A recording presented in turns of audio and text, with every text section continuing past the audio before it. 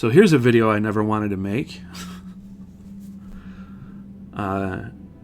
This stuff is so inflammatory and starts so much trouble. This inclusion, quote-unquote, inclusion stuff. Well, first of all, it's everywhere. And the interesting thing is it's pushed from the top down. It comes from your own government and the corporations that basically are part of the government. You got Frito-Lay and all these different companies who push it. You know, Doritos, Oreos, Bud Light. Everybody remembers the Bud Light thing from, I think, last year. And it's very divisive. And that's the entire point. I want everybody to understand on both sides of the aisle of this conversation that the point of this is to divide and conquer.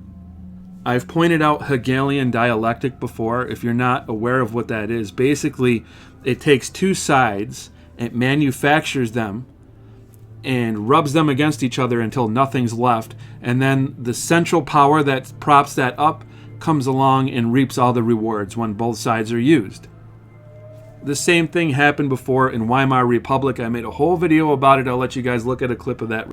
The sex life for the lesbian woman in Berlin was so varied because there were no restrictions about who could go where and who could find what. So there were working class girls that had their camping parties. There were actresses and models and socialites who were in their special private bars. Es war Mode, lesbisch zu sein. It was fashionable to be lesbian. You never really knew who was a lesbian or not. And there were bisexuals. It was a time of great experimentation along cultural, political, and sexual lines. It was a mishmash. And because the authorities kept an eye on things, there was the lure of the forbidden.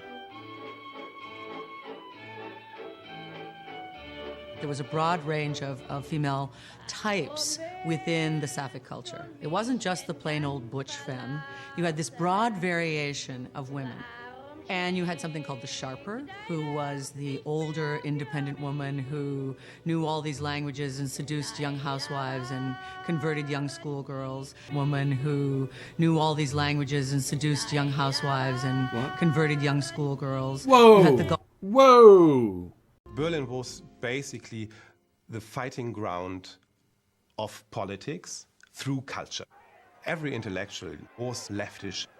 The whole political right wing, which basically came from Munich, did not play any role in the beginning. The whole town was in the hands of leftish ideas. But outside Berlin, the right-wing nationalist movement was attracting scores of disillusioned Germans, including one obscure Austrian corporal by the name of Adolf Hitler. Hitler, like many of the right-wingers, hated this new Berlin, a city bursting with Bolsheviks, socialists, revolutionaries, Slavs, and Jews. One day, these Berliners would pay a high price for that hatred. But in the early 1920s, Berliners had more immediate concerns. By 1922, inflation was spiraling wildly out of control. It got to the point where people would be paid in the morning and have suitcasefuls of banknotes, and they would have to then run to the shops because in the time between being paid and the time when they bought their goods, their food, the prices would have risen. With virtually every currency in the world more valuable than the German mark, foreign tourists flocked into the city to take advantage of the cheapest sex on the continent. You had tourists coming from all over the world. $10 in American money could buy you anything you wanted. People were renting out their bodies, people that you wouldn't believe, like generals and their wives that couldn't have been terribly attractive, would engage in public sex in their living room if there was any Japanese, Turks, or Americans would pay for it, who would pay $1 for it. With entire life savings disappearing through hyperinflation and desperate for hard currency, middle-class Berliners transformed their homes into houses of pleasure for tourists. There was one family that actually turned this into quite a high art form, if you like, from a pornographic point of view. They started a little club called Aleifa, which is an acronym in German for Alles eine Familie, which really means all in the family. And this was run by mum, dad, and 2 daughters, but it developed into a club where every possible sexual taste was catered for. Hausfraus became harlots, teenagers turned tricks, and Papa became a pimp. When you have unemployed, you also have an increase in sex workers. But it wasn't just Berliners. It was tens and maybe hundreds of thousands of young boys and young girls who were coming to Berlin to participate in this hard currency sex traffic. If you knew what to look for, you could find anything known to man in the sexual world was available on the streets of Berlin. On any given night, as many as 100,000 prostitutes walked the streets or worked the sex clubs across the city. There were all different whores with different kinds of makeup on the street. For instance, one was called Mutzi. Mutzis who were prostitutes who hung out on just one street, Mutzstrasse, and these were pregnant prostitutes. And this being Germany, instead of just having pregnant prostitutes together, they were strung out on the street according to how pregnant that they were, so limousines stopping there could choose exactly how pregnant they wanted their Mutzi. There were prostitutes who looked horrible, who had acid-scarred faces or hunchbacks or were lame or crippled. These were called grasshoppers. You had mother and daughter teams on one street that dressed exactly alike. Here in Berlin, sex for sale offered every sort of perversion or fetishism imaginable. There was not a sexual appetite that could not be satisfied in this city. There were clubs where lesbians liked to whip schoolboys. There were clubs where lesbians liked to whip schoolboys, and you'd find military officers sitting there with painted children sitting on their laps. And you'd find military officers sitting there with painted children sitting on their laps. So a lot of it was play acting, but there were quite a lot of people who also indulged in it. Not only was sex in the air in the Berlin of the 20s, it was also on the air, celebrated in song by Berlin's favorite performer. Almost everybody in Berlin had a radio receiver at home, and Claire Waldorf was everywhere.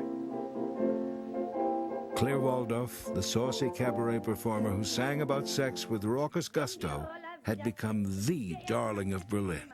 She was short. She was very stocky. She had wiry red hair that she couldn't do anything with. She had a very rasping voice.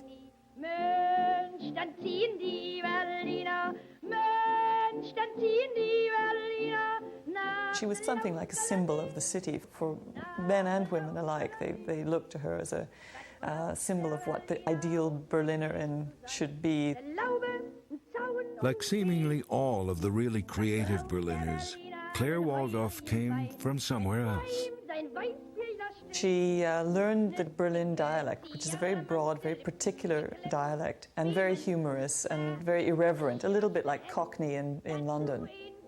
And she was just adored by the Berliners.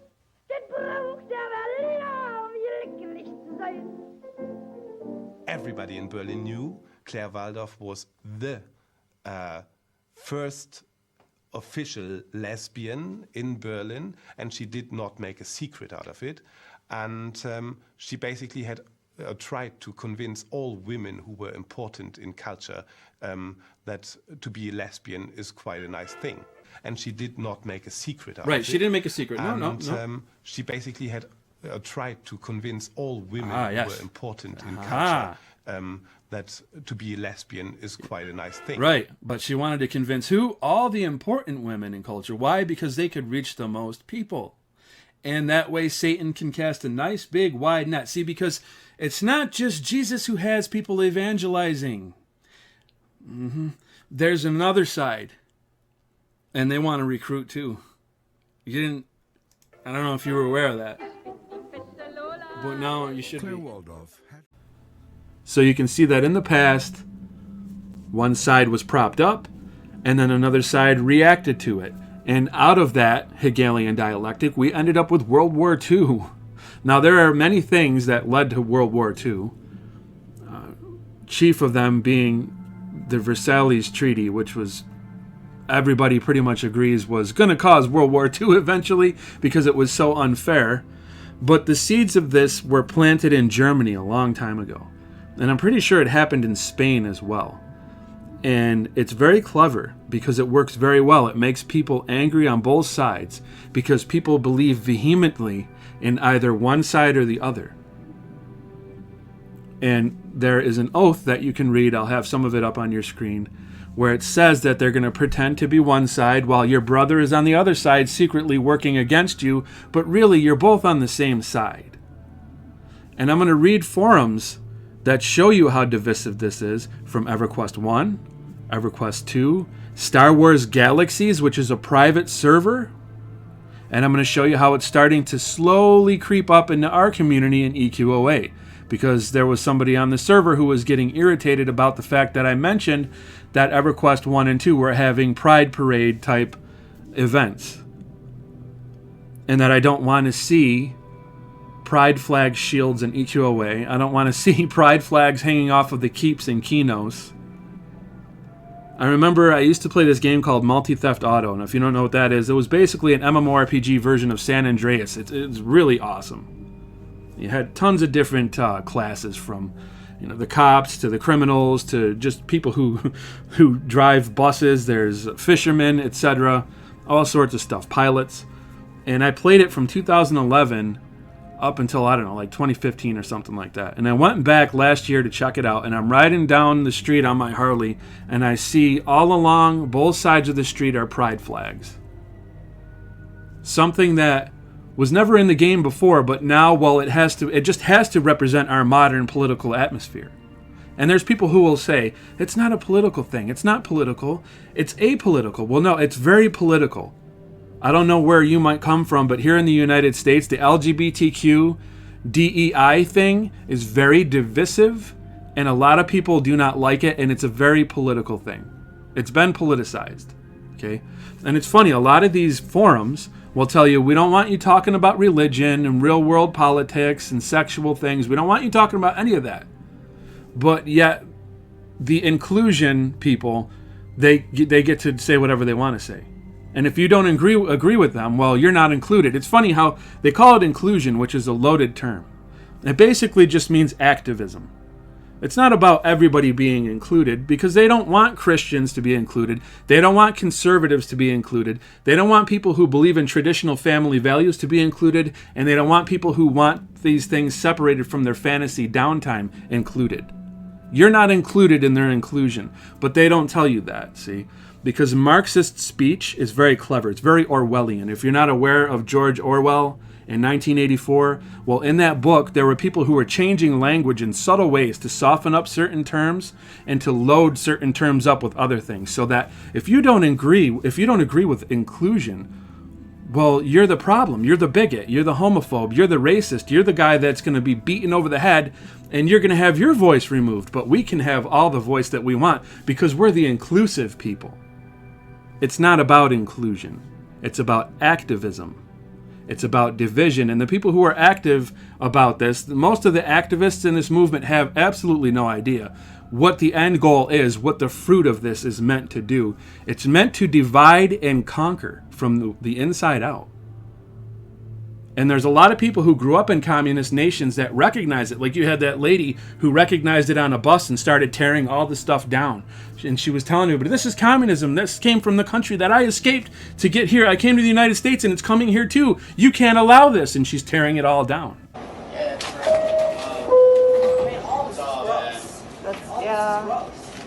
I don't know, for kids to be looking at this, is that okay? No, it's not. It's wrong. This is propaganda. Yeah. Normalizing. It's Yeah. affecting the next generation. Yeah, I don't know why no one sees this. No. This is disgusting. Because TV told them not to get upset. Look at this, everyone.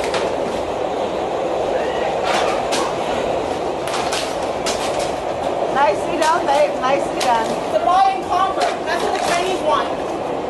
They're trying to divide and conquer us. The government is against us, and you guys don't see it. You guys think that you take a vaccine and this is going to go away? It's never going to go away. So we, the people, say we don't want this anymore. Thank you. Watch and learn. That's what bravery looks like. Saying no to propaganda. This is propaganda. Say no to all this propaganda. You have veterans who are crying over the state of their country and saying that what we fought for, this is not what we fought for. And then nowadays, I am so upset that the things we did and the things we fought for and the boys that died for it, it's all gone down the drain. Our country's gone to hell in a handbasket. We haven't got the country we had when I was raised. Not at all. Nobody will have the fun I had. Nobody will have the opportunity I had. It's just not the same. That's not what our boys, that's not what they died for.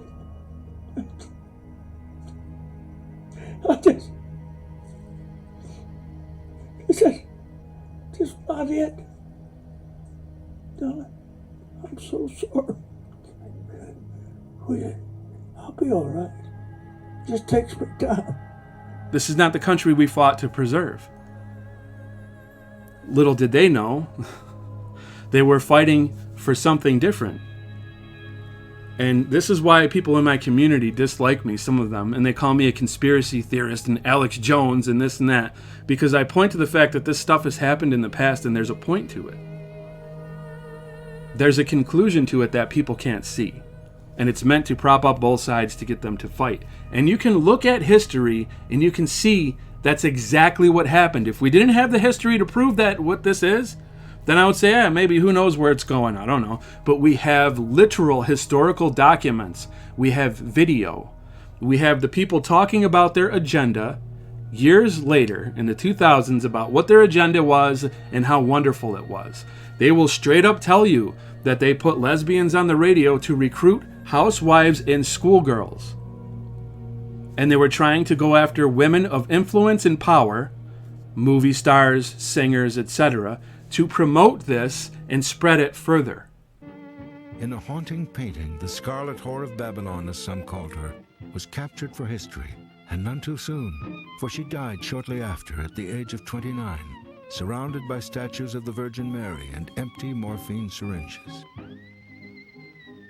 Drugs were readily available in Berlin. Every variety of drug, morphine, cocaine, opium. The morphine and the cocaine you could probably get prescribed by your local doctor or pharmacist to alleviate sexual fatigue or perk you up. Opium was widely available, and also drugs were used in sexual science. Sexual scientists were very interested in the effects that, for instance, morphine would have on the orgasmic rate of a lesbian. So there was a complete scientific culture. Berlin had become the center of sexual experimentation. It also became the center of scientific research into sex, led by a pioneering doctor. Long before Kinsey or Masters and Johnson, there was one German who is credited with inventing the whole notion of sexology or sexual science. And this was a very funny character called Papa, or the Einstein of sex in Berlin. It was Magnus Hirschfeld. Hirschfeld was a queer, Jewish, social democrat, and a great liberal who really defined the liberal spirit of Berlin. It was said that Hirschfeld had only slept with one woman in his life, and that was the most glamorous and decadent, who was Anita Berber. In 1919, Hirschfeld and Anita Berber appeared in a German silent film called Different from the Others. It's the story of a homosexual violinist who's being blackmailed. This was the first movie in history to portray homosexuality so openly and so sympathetically. The film ends with Magnus Hirschfeld pleading for the rights of homosexuals. The crusading doctor for sexual freedom was also the founder of the world's first institute devoted to the scientific study of sex. He had an institute in the very center of Berlin that became something of a tourist attraction because it was a huge complex that had the biggest library on sexual matters and pornography ever assembled since the Romans. But most of all, he's remembered for having a museum. The museum was a collection of fantastic materials, of sexual machinery from the past, masturbation machines, chastity belts, of flagellation machines. The greatest collection of fetishism, of sexual artifacts from World War I and long before. And it was a good place to start learning about the underside of Berlin. You could go and look at various fetish items. For example, he had these trousers that if you wore a trench coat, you could walk around Berlin. It looked like you had pants on because the lower parts of the trousers were there, but then you had nothing on above them, and you could flash this way. Meanwhile, while they're doing this, they created this movement called Dada, which mocked the right. Boot. While boots might have been Rudolf Schlichter's great obsession, he was also for a time devoted to a movement known as Dada, which mocked anything to do with authority. His good friend and fellow Dadaist was George Gross, a painter who captured perhaps more vividly than any other artist the depravity and disillusionment of life in Berlin. George Gross was a social critic. You'll see bloated plutocrats pigging out at the table while right next door are emaciated prostitutes. It's this kind of juxtaposition of hedonism on the one hand and utter despair and poverty on the other that interested him. He was asked, why do you draw all these people so ugly and mean and stuff? I mean, I walked down the street coming in here. The people looked okay. And my father is supposed to have said, yes, but I know what they're like underneath, inside. And that's what I show in the face. To me, it's just a way of showing, this is what goes on behind your fine facade. Gross made no one look particularly attractive, but he took special pleasure in satirizing a little-known demagogue making noise in the southern city of Munich. He was guilty of one of the first cartoons, really famous cartoons against Hitler, where he depicted Hitler, I think it was about 1922 or so, as this Wagnerian character with a bear fur on him and a spear. For that cartoon, and many others to follow, George Gross was put on an enemies list by Adolf Hitler and his Nazi party. At one point, they raided his studio. And wrote hit pieces against the right and did all this stuff to incite the right, and the right got incited in 1933 when a certain somebody rose to power and started to crack down on this stuff. Okay? Both sides are propped up. That's what I want everybody to understand. I don't hate you for any of the things that you do. I'm a sinner saved by grace through faith. I'm just as sinful as anybody else. As a Christian, this is what we need to be telling people. It's not sin that sends you to hell. It's your unbelief in Jesus. I'm not going to make this into a sermon, but I don't believe that I'm better than anybody else. I believe that Christ is what makes me righteous. My faith in Christ, his blood shed for my sins. Okay, I'm a sinner just like everybody else. I'm not going to wag my finger and say I'm better than this guy or better than that guy. But what I don't want to see when I play a game from 2003, unintentional poetry, by the way, I don't want to see activism creeping into the game. I don't want to see people arguing along those lines. People have given me grief over talking about Jesus on this server. Fair enough. Okay, people don't want to see that. I'll talk about it on my channel all I want, though. You don't have to watch those videos, but I'm still going to do that. But if the rules include me not being able to talk about my Savior, about my faith, then the last thing I want to see is people talking about their faith, because really that's what this is. It's like a religion. They believe in it. It's part of their identity. So we've transitioned from something that is just talked about to part of their belief system. And it is political. I don't care how many people will say in these forums that I'm showing you that it's not political. It is political. You can see people who do not like it. It's pretty much straight down the line if you look at likes to dislikes on some of this stuff. Half the community likes it, half the community doesn't. So what do you do about something that's divisive and half the community likes and the other doesn't? You leave it off. You don't bring it into the game. You don't make pride lions, by the way, which is anti-Christ. And I'm not sure if you're aware of that, but Christ comes back as a lion. I find it awfully funny that EverQuest 1 and 2 is using the lion with gay pride. I find it awfully funny that the rainbow, which is a symbol of God's promise not to flood the earth again, has been used for pride. So if you can't see that this is attacking my faith and what I believe, you're not looking at it clearly. It very obviously is meant to mock my beliefs. That's why it's there. Or they would use any other flag. Why would they go after the rainbow? Why would they go after lions? Which represents how Christ returns on the earth in the second coming. He came first as a lamb, and now he comes back again as a lion, pissed off and pouring out judgment on the world. It is a mockery. If you take a look at Pride Month, you'll notice something interesting about that word, Pride Month. What pops up directly in the middle of Pride Month? Coincidence? Maybe. Maybe. You guys can call me crazy for seeing these things. That's fine. It doesn't really matter. But I can see them. I have the eyes to see them and the ears to hear. And I know where this is going because I have the history books that tell me where it goes. You wonder why the nation is such a mess and everybody seems divided.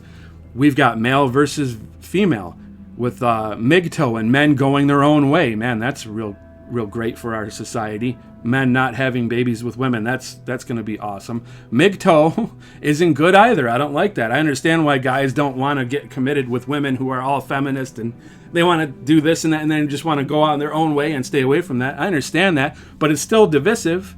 Gay versus straight. Divisive. White versus everybody that isn't white. Divisive. These are all things that are being used from your government from the top down to divide and conquer. And part of how they divide is to smash everybody together until they can't stand each other anymore. Because I've heard people say that they're not dividing us, they're slamming us together. Yes, they are. In order to get us to fight. That's how it works. And I have warned about this over on this channel for years. And I've been spit on because of it.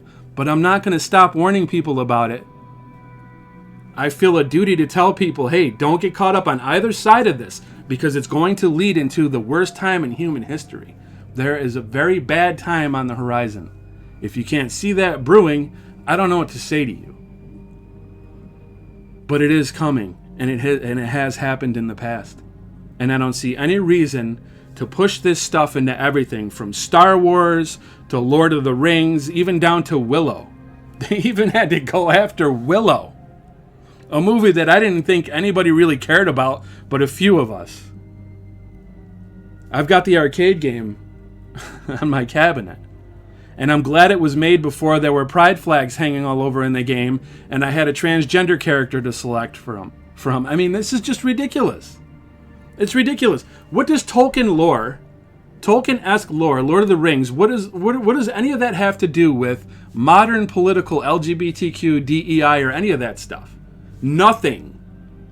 But the point is to demoralize society so you cannot get away from it and it drives you crazy. They take your heroes like Luke Skywalker and they make him into a limp noodle. They take Willow and they make him secondary and not even. He's like tertiary in his own story. Now it's about two lesbians. I don't know if you've seen the Willow show, but they completely butchered it. Same thing with Rings of Power. A lot of people can't stand that stuff. Now they're going into Star Wars Galaxies, which, like I said, this is a private server. What is this doing here? What is it even doing here? It's here to divide and to demoralize you. So you got to be smart against that stuff, folks. You can't get caught up in this Hegelian dialectic. I bring that up over and over again. Hegelian dialectic. You really need to study what that is and how it works Problem, reaction, solution. Because the people who have propped this up, they do not have your best interest at heart. Either side.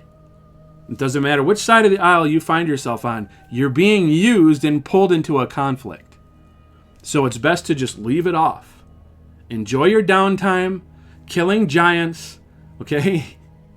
Getting your wear quests, and let's just leave this quote-unquote inclusion activism out of our fantasy and our downtime. I'll drop videos here and there on my faith, but I don't shove them down anybody's throat. I don't force you to download this patch and you have to just deal with it. I don't tell you, hey, no, you can't turn it off because I'm not going into the closet. There's a person asking, can we please just have it so I can turn this off? And you'll notice that he's giving them room by saying, well, I don't care if it's in the game, I just don't want to have to see it. And that's not good enough for them. They want you to have to see it. And you can read right here in the Star Wars Galaxy Forum, hey, maybe I can get a female dressed on my male character, so that way I can force them to have to see it, and then if they see it, it'll become normalized. Normalization is a communist term. You can very clearly see this in their literature. To normalize things. To demoralize. Demoralization is one of the last parts of that plan to bring down a society from the inside out. You should not be injecting real-world politics into my video games, into my movies, into my music, unless you have an agenda, which is to cause everybody to get agitated and fight, and that's exactly what this is. So I'll just leave it at that. Ideological subversion is the slow process which we call either ideological subversion or active measures, активные мероприятия in the language of the KGB, or psychological warfare. What it basically means is to change the perception of reality of every American to such an extent that despite of the abundance of information, no one is able to come to sensible conclusions in the interests of defending themselves, their families, their community, and their country. It's a great brainwashing process which goes very slow, and it's divided in 4 basic stages. The first one being demoralization. It takes from 15 to 20 years to demoralize a nation. Why that many years? Because this is the minimum number of years which requires to educate one generation of students in the country of your enemy, exposed to the ideology of the enemy. In other words, Marxism-Leninism ideology is being pumped into the soft heads of at least 3 generations of American students without being challenged or counterbalanced by the basic values of Americanism, American patriotism. The demoralization process in the United States is basically completed already. For the last 25 years, actually it's overfulfilled because demoralization now reaches such areas where previously not even Comrade Andropov and all his experts would even dream of such a tremendous success. Most of it is done by Americans to Americans, thanks to lack of moral standards. As I mentioned before, exposure to true information does not matter anymore. A person who was demoralized is unable to assess true information. The facts tell nothing to him. Even if I shower him with information, with authentic proof, with documents, with pictures, even if I take him by force to the Soviet Union and show him concentration camp, he will refuse to believe it until he is going to receive a kick in his fat bottom. When a military boot crashes his balls, then he will understand, but not before that. That's the tragic of the situation of demoralization. The next stage is destabilization. This time, subverter does not care about your ideas and the patterns of your consumption. Whether you eat junk food and get fat and flabby, it doesn't matter anymore. This time, and it takes only from 2 to 5 years to destabilize a nation, what matters is essentials: economy, foreign relations, defense systems. And you can see it quite clearly that in some areas, in such sensitive areas as defense and economy, the influence of Marxist-Leninist ideas in the United States is absolutely fantastic. I could never believe it 14 years ago when I landed in this part of the world that the process will go that fast. The next stage, of course, is crisis. It may take only up to 6 weeks to bring a country to the verge of crisis. You can see it in Central America now. And after crisis, with a violent change of power, structure, and economy, you have so-called the period of normalization. It may last indefinitely. Normalization is a cynical expression borrowed from Soviet propaganda. When the Soviet tanks moved into Czechoslovakia in '68, Comrade Brezhnev said, "Now the situation in brotherly Czechoslovakia is normalized." This is what will happen in the United States if you allow all these schmucks to bring the country to crisis, to promise people all kind of goodies and the paradise on earth, to destabilize your economy, to eliminate the principle of free market competition, and to put a big brother government in Washington, D.C., with benevolent dictators like Walter Mondale, who will promise lots of things, never mind whether the promises are fulfillable or not. Your leftists in the United States, all these professors and all these beautiful civil rights defenders, they are instrumental in the process of the subversion only to destabilize the nation. When their job is completed, they are not needed anymore. They know too much.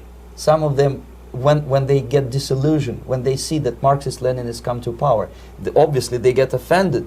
They think that they will come to power. That will never happen, of course. They will be lined up against the wall and shot. But they may turn into the most bitter enemies of Marxist-Leninists when they come to power. And that's what happened in Nicaragua. You remember most of these former Marxist-Leninists were either put to prison or one of them split, and now he's working against Sandinistas. It happened in Grenada when Maurice Bishop was already a Marxist. He was executed by a new Marxist who was more Marxist than this Marxist. Same happened in Afghanistan when first there was Taraki, he was killed by Amin, then Amin was killed by Babrak Karmal with the help of KGB. Same happened in Bangladesh when Mujibur Rahman, very pro-Soviet leftist, was assassinated by his own Marxist-Leninist military comrades. It's the same pattern everywhere. The time bomb is ticking. With every second, the disaster is coming closer and closer. Unlike myself, you will have nowhere to defect to, unless you want to live in Antarctica with penguins. This is it. This is the last country of freedom and possibility.